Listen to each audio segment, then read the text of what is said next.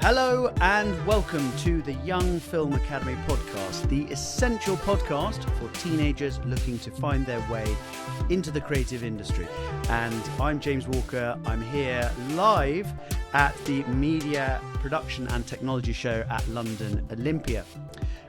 There's a lot going on. I'm delighted to be joined by some of our acting students at Young Film Academy, and we are here to discuss their acting experiences on screen and to talk a little bit about the Project Paradiso experience that we touched on in the last episode with the filmmakers, and this time we'll be looking at things from a screen acting angle. So I'm absolutely delighted to have with me today Ashton Hunt and Calypso Lewis. Thanks for joining, guys. Hi. Hi, how are you? Very good. So first of all, we're here at London Olympia. There's a lot of shiny stuff out there. What have you noticed what are your impressions as you've wandered around, Ashton? Yes, well, so I'm more of the acting side. So when I've been going around, I haven't quite understood a lot of it because I'm more of being on the screen rather than behind the screen. But I think to me, what I found the most cool was there was a motion capture area, and I was watching this as the actress, and she was showing how she was moving and how it was tracking her, and how it went straight from like the raw materials into the final production, and how incredibly cool that was. And actually, her suit, if you noticed, it didn't have the big balls, as it Yes. were. It was almost completely hidden. It looked like like she was wearing a wetsuit or something, didn't it? Yes, exactly. Yeah, amazing. Calypso, anything's taken your interest as you've wandered around? Yeah, like Ashton, I don't understand any of this stuff. It's a lot of words that don't make sense to me.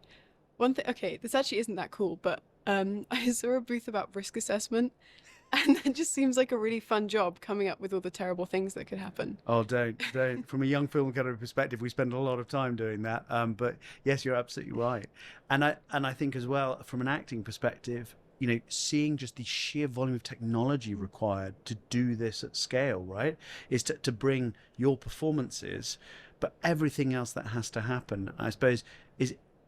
We'll jump forward a bit, but genuinely, did you feel from your experiences on Project Paradiso that the sort of the tech side was something that you were unfamiliar with working as an actor?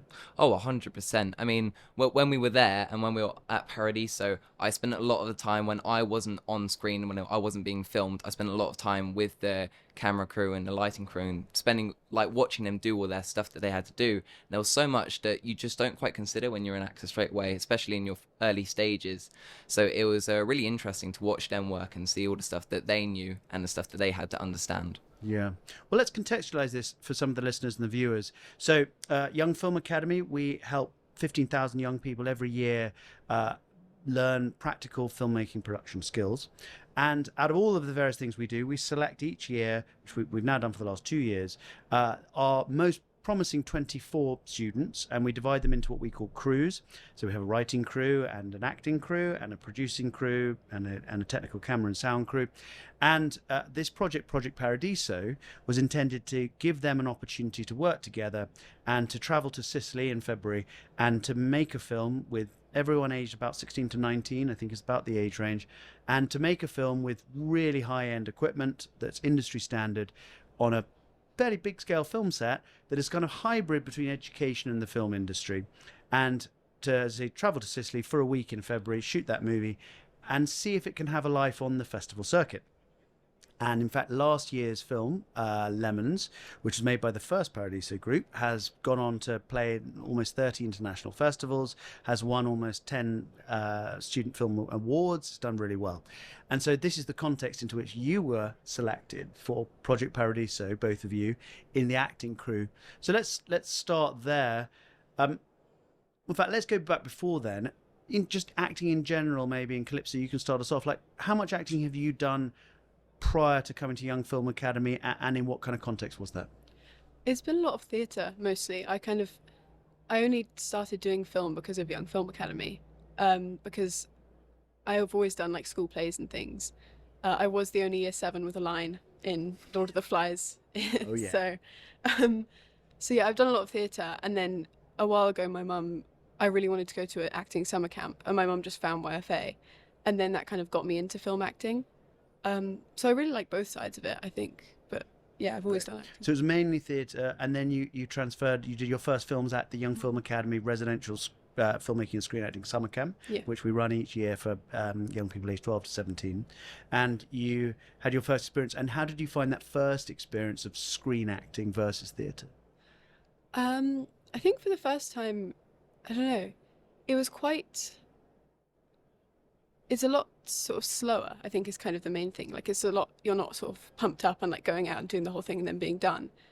Often also because we were making very short films, you have sort of 3 lines throughout the entire film, but you do them a million times. So it's sort of, I don't know, the whole thing is very differently paced. And almost quite fractured, I Yeah, suppose, from an yeah. actor's perspective, I should imagine. Whereas on stage, as you see, get yourself ready, you go out, there's an adrenaline rush, and then you're into it, you do the whole thing. Whereas you're having to repeat, go backwards, forwards, all that stuff. Okay, great. And Ashton, what was your experience before coming to Young Film Academy? I'll be honest, I didn't actually do too much. I mean, I did a few things at primary school, but I was actually more down the music route for most of my life. And then it was a very last minute decision that even though I love music, I was much more passionate about acting. And I knew that was what I wanted to do. So I did a few like musical theatre courses over the summer beforehand, before I did Young Film Academy. But yeah, my first experience with camera work especially was with Young Film Academy. And I did a few things when I was young with like iMovie, I think, as a lot of people who go into this industry did. I used to film lots of short films on my iPad by myself, and that's kind of where I found the passion for it. And yeah, when I started, my first year was in 2022, and it was just such a unique experience, and it was everything I thought it was going to be. I thought that I was going to love it, and I did. So At the summer camp, Young Film Yes, Academy summer camp. yes. Yeah, exactly. And when you first made those films, you know, at home, were you doing it with friends and family? Kind of, were you raping your mum and dad to be in the movie with you? How was that?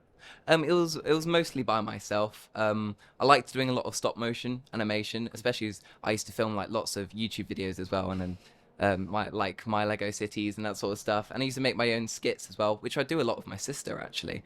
She hasn't gone down that industry, but I used to always rope her into doing things for me. That's really cool. Yeah. Well, I think everyone starts with those things at home, just doing little bits and then sort of progressing. And that's at Young Film Academy. Hopefully we can channel some of that sort of passion into something a bit more focused towards the industry. So you both had some theatre experience. You come to the Young Film Academy summer camp. You have your first taste of acting on screen. And as a result of that, have you been back a few times to the summer camp, both of you? Yes. You have, yeah. So actually, almost probably the second time, was it at all different? How was it for you, Calypso, sort of returning and doing it again? The second time, I was much more used to it, obviously, like the sort of the pace of it. And the second time as well, I did a really different film to the film that I did the first time, because the first time I did a sort of silly rom-com, and then the second time I played like a corpse. So it was an interesting thing, but it was really, yeah, I don't know, it's quite easy to get used to once you sort of get into the swing of it. Also just YFA is such a fun thing, so I love going back every year, and I love getting to do a completely different thing every time. Yeah, great. And so you both then at some point received an email saying that you'd been selected for Project Paradiso. Ashton, do you remember how you felt when you got that? Yes, well, I have to say I was very shocked. So my first year was in 2022, summer of 2022, and I remember you were doing your speech at the beginning of the whole experience, and you were talking about Paradiso, and I was thinking, that's so out of reach. Like, out of all the people that they have doing this, a part of this company, why would they pick me? And so after doing the first year, I completely fell in love with this whole industry. And so when I went back the second year, it's like, I'm going to do everything I can to get on their radar. And it worked. So I was elated. Do you remember where you were when you got it? I think I was in the car. I think I was getting my car washed. So it was like it was a surreal moment, really. So yeah, mind-blowing. That's great. And what about you, Calypso? I remember it really well, because I was upstairs doing homework and my mum called me and she was like, Calypso, I've got an email about some Sicily thing. And I was like, what? And I sprinted downstairs. I was so excited. But originally I was on production crew, and then I think someone dropped out, so they moved me over to acting. But I was like excited to do anything. It was so cool. That's so great. And so you got selected, and then the fundraising element, which is how the project is funded. So through a charity partner, the funds were then raised by a huge group of community. I think there was more than 500 donations to that campaign. How did you guys feel about sort of putting the word out, and how did you try to help that fundraising campaign and get the project off the ground? Well, I did several things. First of all, was a lot of social media involved. I was trying to just reach as many people. Also, I got a list of like businesses that are local businesses, and reached out to them and said, would you be interested in supporting this? And I also did a lot of fundraising concerts. As I said before, I do a lot of music, so I thought the best way to raise the money to go and do this was to do what I'm good at. That's so good. Tell us about that. So you were performing and charging people entry, and that was going towards the fundraiser? Or? So it was a less commission. So I would go to places and saying, I'm raising money to do this project. Would you mind taking me for an hour slot and charge me this much? And then I also put out a donations bucket. And I actually got quite a lot in cash donations as well, which I was really surprised to see. Was it like busking? So yes, I went to like local venues like pubs and things, and I was putting on small performances, about maybe an hour and a half of like 45-minute slots, and I raised quite a lot. So it was quite nice. But then the rest of it, I had to reach out to relatives who were also friends, fools, and family. Yes, who were willing to chip in. But that is brilliant, because I think the lesson is, in the early days, you've got to do. I remember to raise money for an early film that I did. I canoed the Thames from source, because you've got to do something you can't necessarily, I mean, you can say, please could you just support me, but it's quite nice when you show willing to do something out of the ordinary to help. So I did that, and people would sort of donate for that, which I then used to try to make the film. So yeah, that's brilliant. And what about you, Calypso? I didn't do that. That sounds so cool.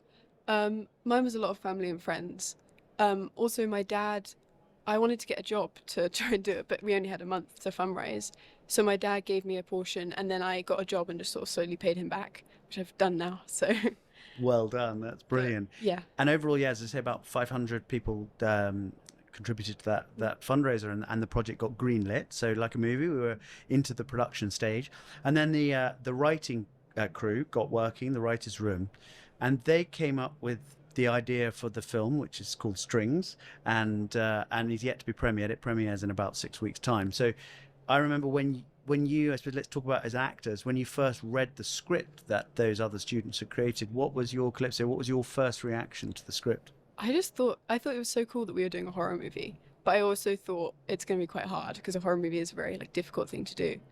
But yeah, I was just really excited, especially with how different it was to last year. Cool. And you, Ash? My initial thoughts was it was very ambitious, because obviously there's a lot of like effects that had to be used with like makeup and everything, and I was just thinking, how on earth are they going to do that? And after seeing it, I was like, wow, like we really managed to pull this off. So yeah, and as Calypso said, to do a horror was very different to what they did last year with Lemons. That took me by surprise as well. And did you, without giving too much away about Strings, and I hope the listeners will eventually be able to look out Strings when it sort of drops, as it were, but there are themes specifically to do with kind of, teenagers within that, built in by the writers into that. To what extent did those themes kind of land with you? Yes, well, I feel like with every actor, they look for a way to resonate with their character and a connection, because at the end of the day, you want it to be something that the audience can connect with. So for me, I felt it was quite useful having them be of a similar age and time in their life, that it was easier to portray their journeys. But it was there was a lot of character work involved, I would say. Yeah, I really enjoyed the character work, because, initially I saw it very surface level, but when we started talking to the directors and the writers, and I learned a lot about my character and her. I don't know, there was a particular aspect of, she used to be very close friends with one of the characters, and then they sort of grew apart. And I feel like that's something that a lot of people can relate to, and I felt it's quite a nice thing to portray, because it's sort of, I don't know, yeah, everyone knows it, and it's quite sad, but it happens to everybody, of like not being as close with someone but desperately trying to be. So. Yeah, interesting. I really feel that actually looking at the movie now, I could feel how a teenage audience will really relate to this movie. Actually, yeah. I'm quite excited to see what they make of it, because it's also pretty weird. I was going to come on to in many ways, and as you say, very ambitious. So, you arrive in Sicily. We talked about in the last episode a little bit about that location, that incredible place. First of all, Ashton, did you know the other actors in the crew, and did you just meet at the airport, or how did you get introduced to the others in the cast? Calypso, you've done this for 3 years in a row now. So I met Calypso once or twice in the course, which we didn't actually speak much, and I didn't speak to Coco either, who was the other actress on the course. And so we kind of got to know each other over Sicily, and it was only a week, but I feel like I know them so well now. And in that 1 week, we just became so close, which I thought was So really you cool. met Coco basically more or less at the airport. Yes, pretty much. I had seen her around on at the summer camp, but hadn't really spoken to her before. And how much? Because I think a lot of young actors and actresses will be listening to this and kind of going, "Is there a rehearsal period? Like, how does this work?" So, was there any rehearsal, Calypso? I don't. We did a read through on Zoom, and we did a lot of character work. And then sometimes before we do a scene, Well, actually, I remember on the first day, because the first day we were there, we didn't really have anything to do because everyone was setting up and figuring out the location. So we went off to just like a random area and like acted out the film together.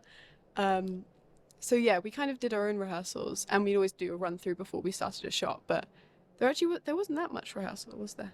Well, we also we did a lot of read-throughs online over Zoom and getting to know the different teams that will be working, because there's for something that's so, I mean, in comparison to like a Hollywood film, for something so small, there's lots of people involved and lots of stuff involved, and you don't really think about that stuff straight away. But the more you dive into it, the more you realize.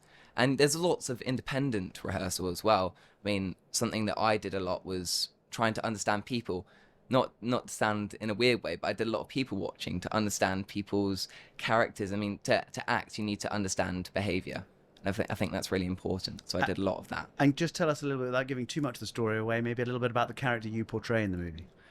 So I'm the only Alex is the character that I play, and he is the only guy in the show. So I feel like that has some connotations to it, and I definitely drive a wedge between the other two characters. And so I'm definitely I have a big effect on how the other characters act when they were together and when they're apart. So that was something that I really want to focus on. I think there's a moment in the behind the scenes that I've seen briefly where you go, "Yeah, my character Alex, he's actually quite annoying." Yeah. Yeah. How did you feel? Because you're kind of an anti-character, aren't you? You're kind of an anti-hero to some degree. Yes. I would say that Alex does definitely get in the way, and I think he causes a lot of the problems. But then again, I spent a lot of time thinking about why he acts how he acts and what's motivating it. Character motivation is such a big thing when you're doing this sort of things, and especially the difference between screen and theatre is that the screen the camera picks up so much more, so you have to be so much more in depth. You have to really feel what the character's feeling. So having that idea of being the proverbial antagonist, you have to really consider all those factors. Yeah, so interesting. We'll come talk a little bit about acting for camera in a second in more detail. But what were your relationships when you arrived on set, Calypso, and you sort of looked around? Did you have it? Because obviously, is that the biggest set you've worked on? And what was that as an actress working in that environment? How did that feel? Yeah, I mean, it was definitely the biggest set I've worked on. It was, yeah, I don't know, it was just really cool. I remember on the first day I went to do a makeup test for am I allowed to talk about that? Yeah. For the special effects. And just like she had this huge table of so many things, and then you went into the next room and it was the props room and they had just stuff everywhere. And it's like, it's such a big scale, even though it was a small film, it was still, like you said, so many people and so much stuff going on.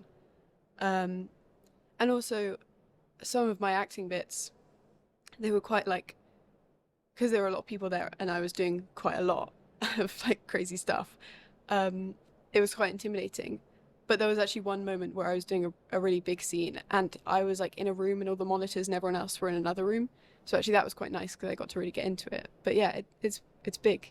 Yeah, and quite intimidating, I suppose, actually, as you say, that first, as an actor working in that environment, and probably because also lots of people are looking at you. You know, you might have 20 people in the room, you know, there's 30 people there at any one time. Was that part of that experience, just the amount of eyeballs on you at any one time? Yeah, I remember the first shot we did because we were actors, we kind of just had to be on standby. So when everyone else was like getting stuff ready, and then they were like, "Okay, we're ready," and we were like, "Okay." And then they just sort of said action, and I was like terrified, but I just did it. And then once we'd done the first shot, it was fine. But just that being so many people being there and like so much going on, it was scary, but it was really cool. Yeah. And what was your, Ashton, some of the sort of technical bits? Obviously, for those maybe listeners who haven't done a lot of screen acting work, maybe young people who are listening have done some theatre before, what would you pick out as some of the main differences when you're working on a set like that you had to consider in a sort of technical way as opposed to the character work? So I'd say the biggest thing is the micro expressions. Because when you're in theatre, people can't see all the little things that your face is doing, whereas the camera is going to pick up every single thing you do, and it's going to catch what's in your eyes, and you don't see that on the stage, which I think is really important. And other things to do with like the microphones. So they had lots of sound and various different things with booms and ones that you wear underneath your shirts, and understanding all that was really important as well. I mean, especially something that I found, it felt very exposing, especially because, not to give away too much, but I had to put on a voice one part, and that felt I felt very open and very exposed, and so that was something that I had to get over at the start. In what way do you mean exposed? Exposed, well, I just had to kind of draw a line between me and my character, with the fact that I was putting on, well, I say silly voice, I was putting on different voice that was unique and could come off as quite silly. And so it felt not embarrassing, but you have to understand that that's not you, and to dedicate yourself to the character as much as you can, you kind of have to make that separation. And lose your own self-consciousness. Yes, self-consciousness was such a big thing that played into it, and I feel like the more I did it, the more comfortable I got, and I realised that everyone else is there to do the same thing. We're all here to put on the best thing we can, and no one's judging anyone. And so it was a really nice atmosphere, actually, once you get past that. I mean, it's quite daunting at the start, but then once you get past that, it's just really actually quite relaxing. Yeah, well, I think that's a really interesting point that we should just maybe expand on a touch, because it's a trope, isn't it, that for young people, especially now with social media and everything else that's there, the way the world sees you is often a big focus for young people.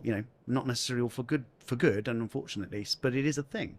And so I suppose for you guys, you're aware that you're now on film. Film is forever. There's this great expression: pain is temporary, film is forever. So on those long night sets, but you're putting this down for the rest of your life. This film will always exist, and it will be watched by all your peers and all your community, all your groups, and all that stuff. And I suppose, therefore, having to just lose and forget that is that part of it for you? Yes, well, it was a really big element for me, because, as you say, especially with our generation, your image is really important. I mean, with social media and everyone's judging everyone, and everyone's looking at everyone saying, oh, I want that. And so to separate yourself from that and just think, okay, I'm going to deliver the best performance I can, create the best character I can.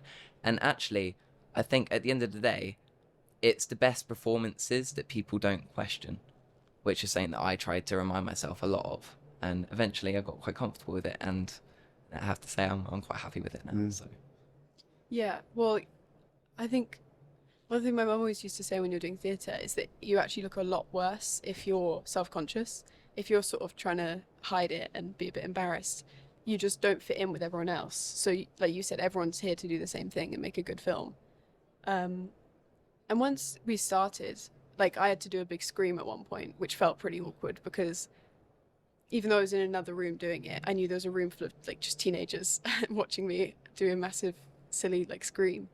But once I started doing it, it was, I don't know, it was fun. And also it just kind of felt like playing. Like, you just get into it and you just kind of, you go with the role, Well, it was intense. You have a scene at the end of the movie that's really intense, and it's just you, actually. There's no one else in that sequence. And so, yeah, maybe talk to, was that the final day of filming? Is that? No, we did it sort of in the middle, didn't we? Yeah, we had to jump around, but that was mainly for like lighting, because I think the biggest thing actually with like, you don't realize how important like daylight is, and how like natural light affects things, and when you film things at different times of the day, even if it's inside, like different reflections will be coming through different parts of the room, and it's just stuff that you really have to spend a lot of focused time on. So that made us like juggle our schedule around quite a bit. Yeah, there's one really cool bit, like you were saying about lighting, where you won't be able to see it in the film, but there's a shaft of light coming in.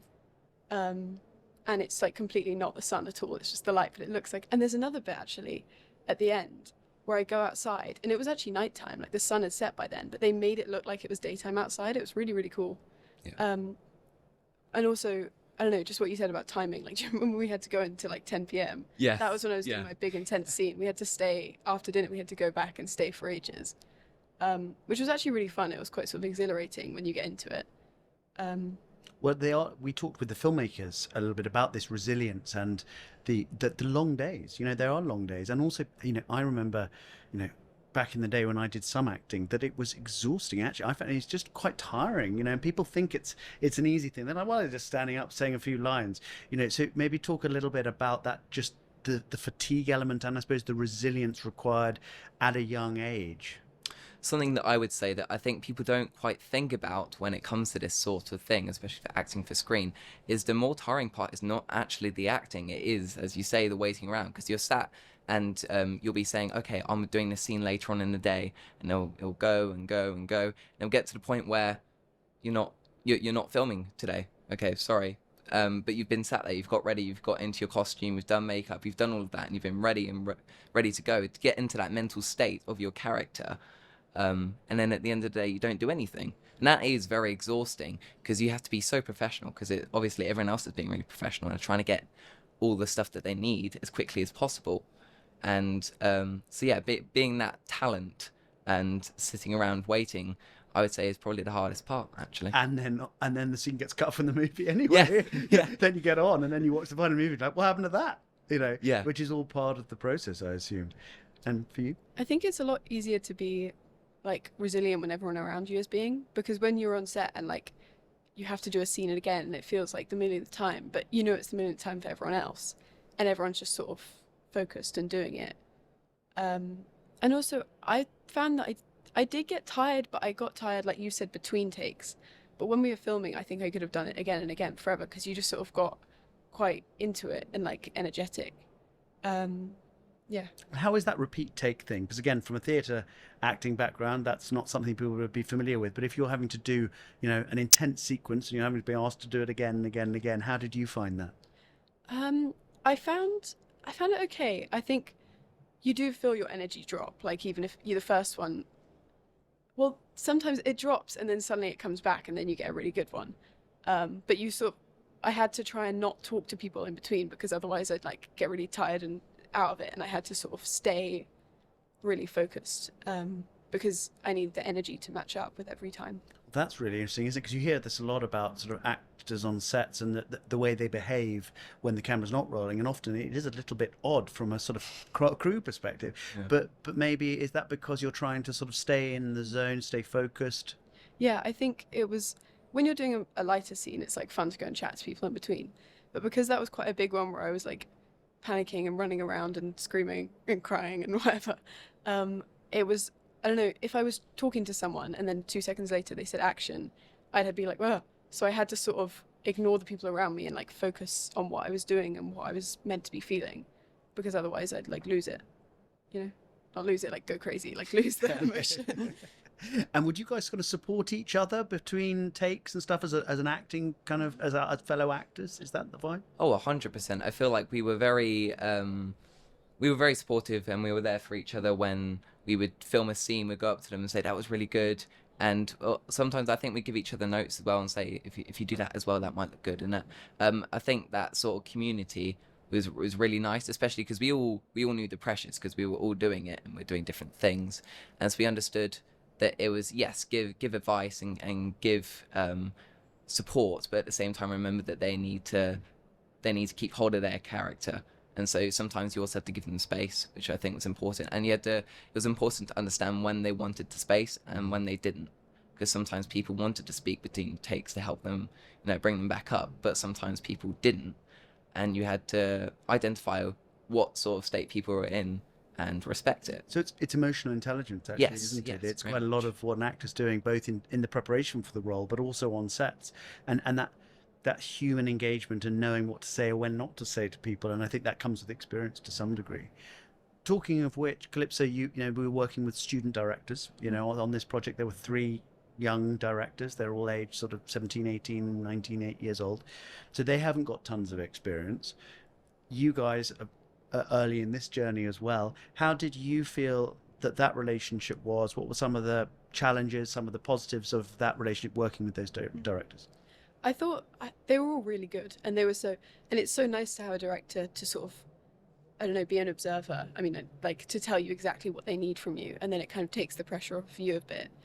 And they were just so helpful, like, between takes. One of my favorite directions I got was when I was doing a vomiting scene, and then Ava came up to me and was like, "Can you do it grosser?"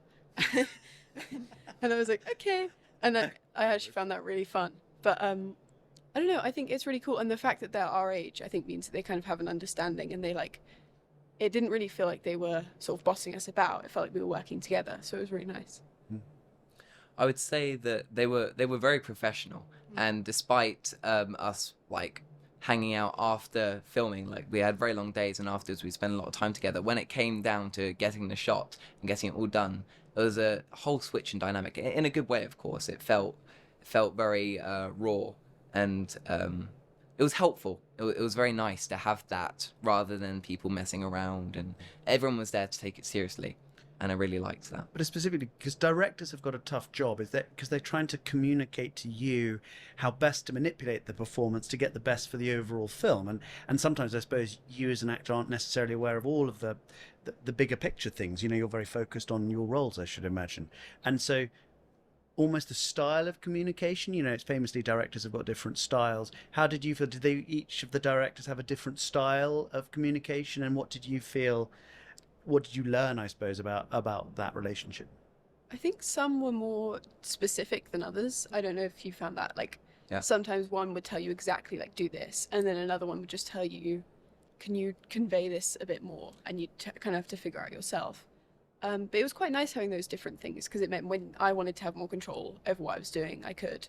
And then when they sort of knew exactly what they wanted me to do, I could also do that.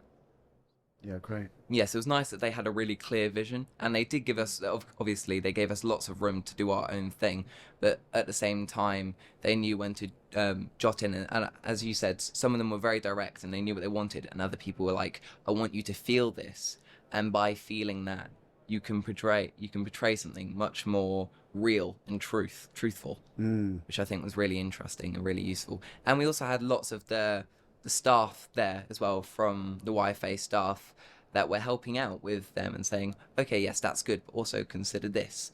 And that was really useful because they've also had a lot more experience, and they were both giving us directions and the directors directions. So we, it felt like we had some sort of support to fall back on, which was nice, because obviously it was something that we're quite new to.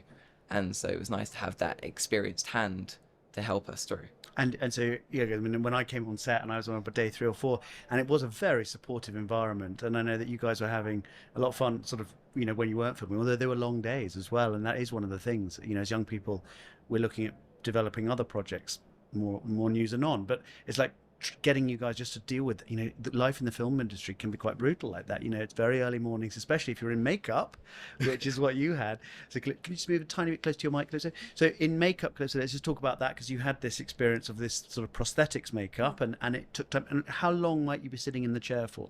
I think she said 4 hours, but it didn't feel like 4 hours because I was quite relaxed. But yeah, it was a long time. 4 hours in the chair. That's before you. So that's an amazing. And I mean, just how was that? I mean, is that meditative? Is that boring? Is that? It is quite meditative, because I don't know. I quite like daydreaming anyway, just thinking about things. But also just watching her do it was so cool. I couldn't see when she was doing it on my face, but there were parts when she did stuff on my hands, and that was just really. I was just like mesmerized because she was so good at what she did, and it was so cool seeing all her techniques. And she told me a bit about it as well.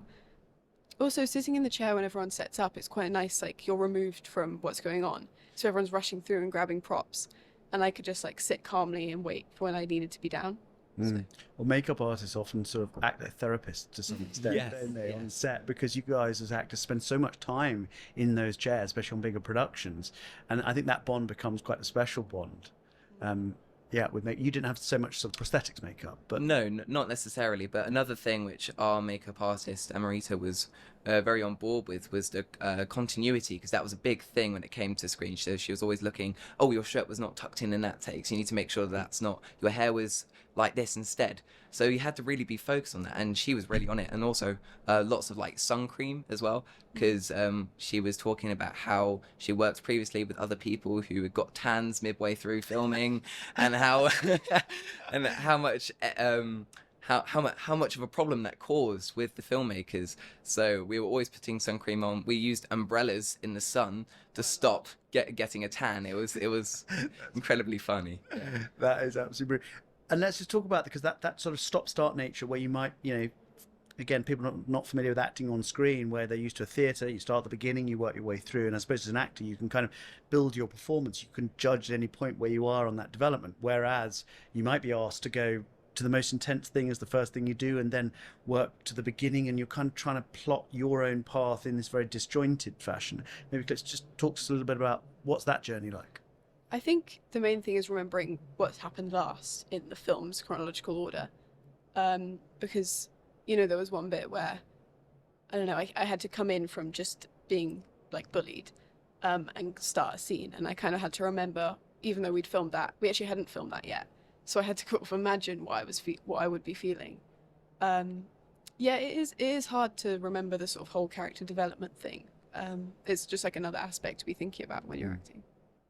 Yeah, I concur. I think that the fact that we didn't film it in a chronological order from like story perspective was quite disorientating at times, because as you said, you have to think about what's happened to the character previously, but if you haven't experienced that yet, you kind of have to imagine it. There's lots of imagination that comes into play when you do this sort of thing, and I had to put a lot of focus on that, especially with like the later scenes, because obviously I wanted to focus on my character's journey, but if I hadn't done the start yet, where do I go from? And so I took a lot of time to think about what they would be like, their mannerisms at the beginning and the end, and how to transport that from start to finish. So a lot of prep time, and there's a lot of waiting around. Yeah. As we say, that must be a big factor of it, right? I mean, that is a thing, and one has to, I suppose, just get used to that. How did you feel that just the waiting around, I suppose, and then turning it on? You suddenly need to go off a sixpence.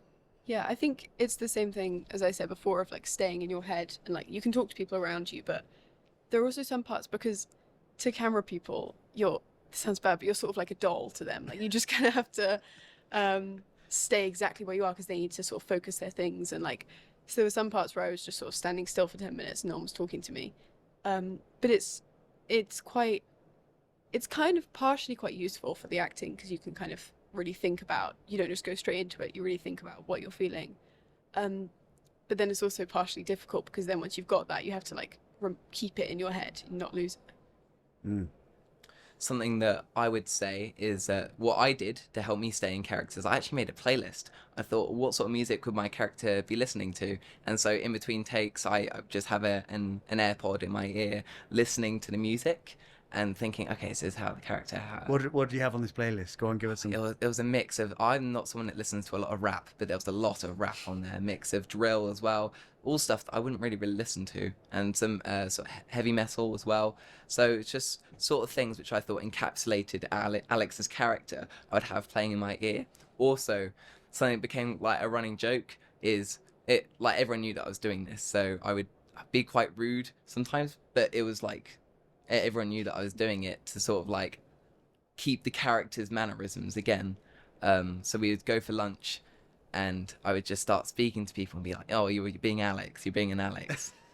So your character acting, yes, even out of off screen, I was still speaking as the character to try and keep his mannerisms and keep it alive.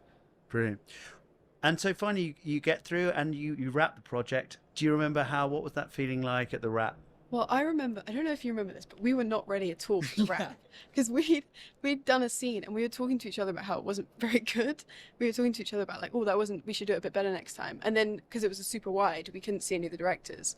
But then from like the other side of the garden, they shouted, "That's a wrap." And we went, "Oh, okay." But I mean, it was really exciting, the whole wrap thing. But yeah, it was sort of, we weren't ready for it at all. Then you had a Paradisco, I understand. Yes. Yeah. As it got called. It was awesome. We went into the main area of the villa, and we grabbed the speaker, we put on some party lights, because obviously we had lots of lighting equipment from making the movie.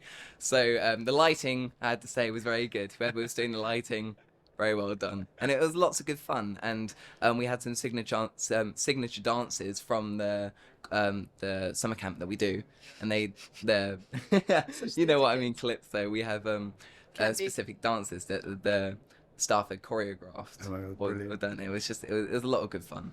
Also at the Paradiso, where we were, there were these like glass floors, and on like the first day, everyone was stepping on them with their heavy camera equipment, and on the second day, they'd all had these massive cracks, so we were just like avoiding them the whole time. It was really scary. Well, they were sort of like, yeah, because I saw one that had a crack, and then there was a very big drop, Yeah, wasn't it was there? terrifying. It was like a booby trap. And so eventually the sort of the dream ended to some degree, and you came back to Earth. You went back to your lives. Just give us a sense, because actually we haven't mentioned it. How old are you, Ashton? I'm 18, so unfortunately I can't go back next year, which is a really big bummer. To the Young Film Academy summer Yes, camp. Yeah. to the summer And camp. how old are you, Calypso? I'm 17. 17.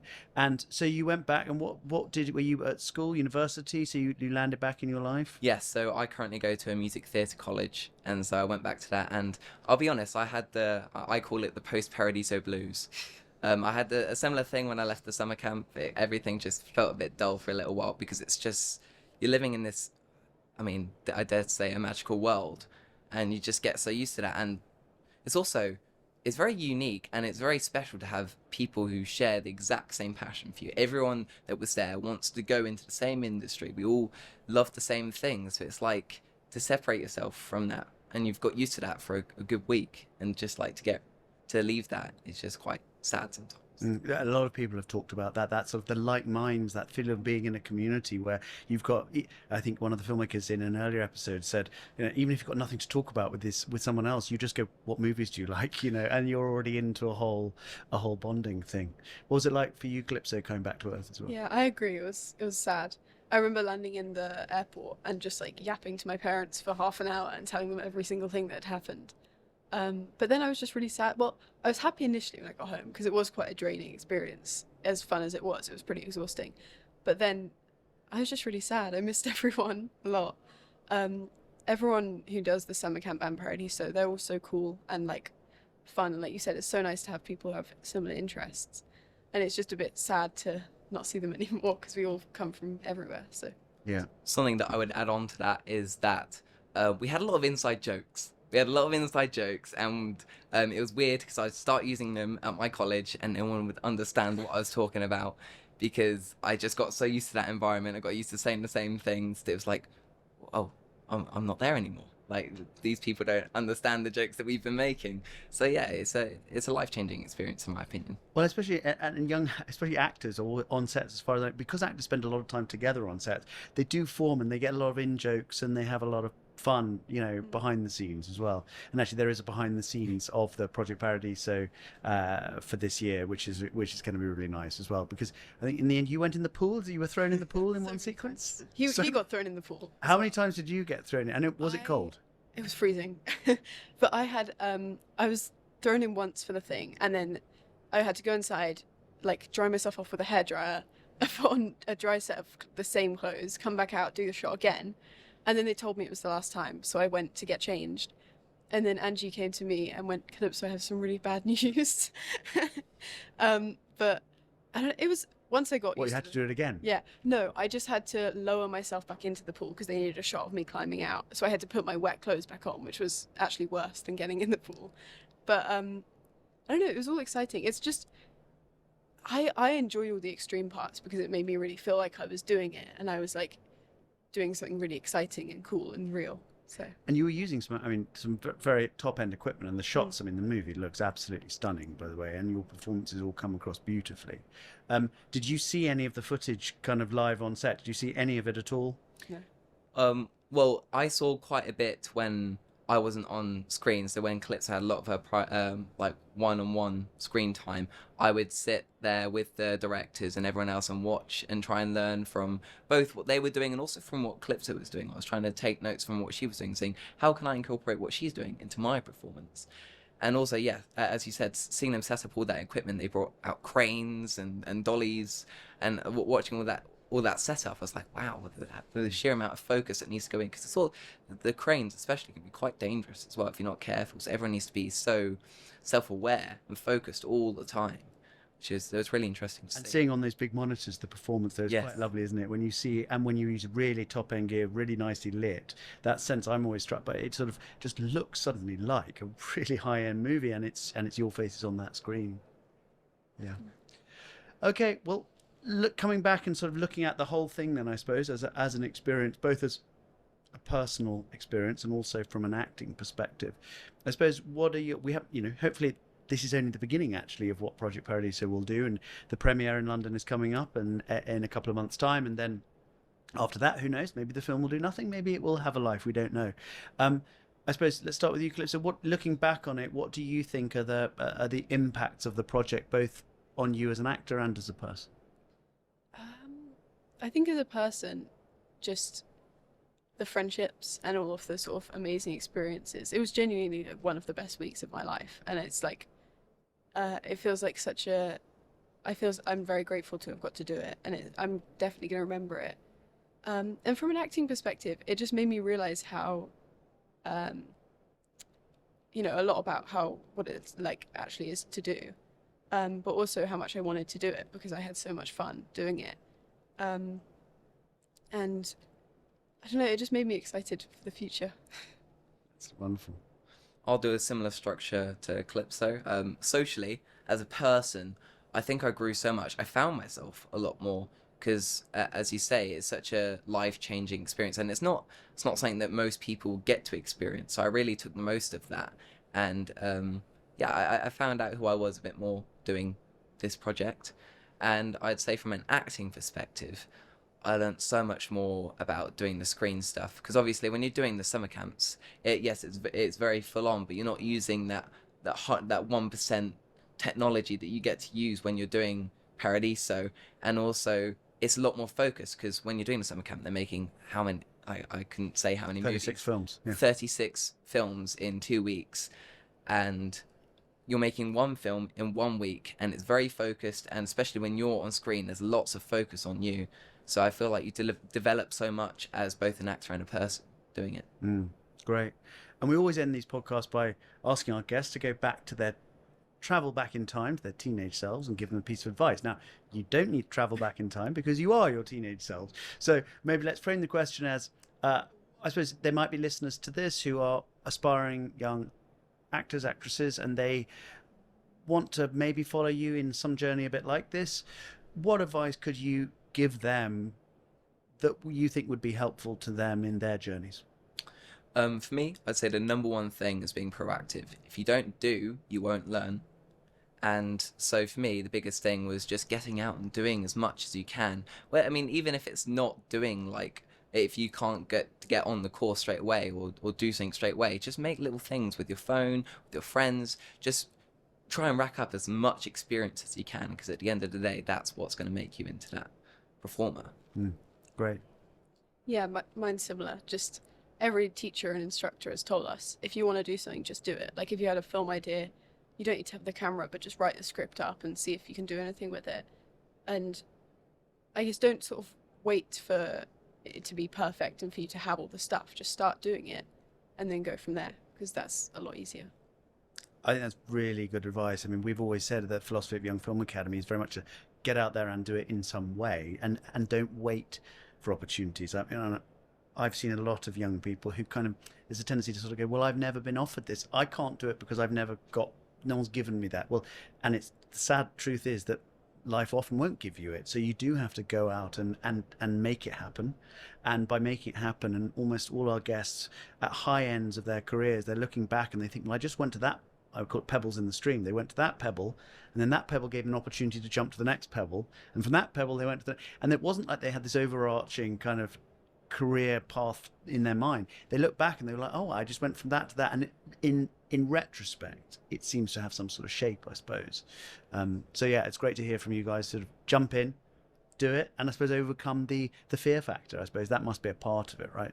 Yes, I think it plays a really big, I mean, as we spoke previously in the podcast about that judgmental side.